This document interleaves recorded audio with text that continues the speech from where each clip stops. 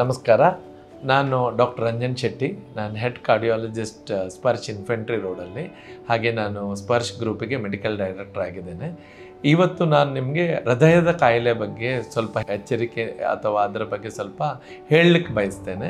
ನಿಮಗೆಲ್ಲ ತಿಳಿದಾಗೆ ಹೃದಯ ಕಾಯಿಲೆ ಜೀವನ ಶೈಲಿ ಕಾಯಿಲೆ.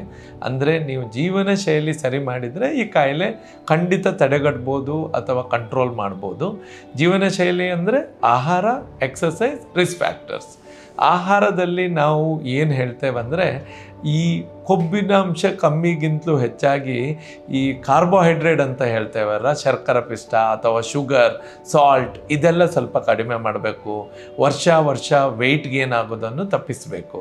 ಎಕ್ಸಸೈಸಲ್ಲಿ ಯಾವುದೇ ರೀತಿ ವ್ಯಾಯಾಮ ಎಕ್ಸಸೈಸ್ ನೀವು ಮಾಡ್ಬೋದು.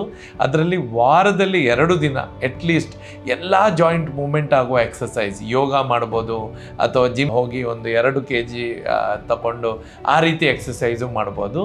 ಬ್ಲಡ್ ಪ್ರೆಷರ್ ಚೆಕ್ ಮಾಡ್ತಾ ಇರಿ ಮನೆಯಲ್ಲಿ. ಬ್ಲಡ್ ಶುಗರ್ ಇದ್ದರೆ ಅದನ್ನು ಕಂಟ್ರೋಲ್ ಮಾಡ್ಕೊಳ್ಳಿ.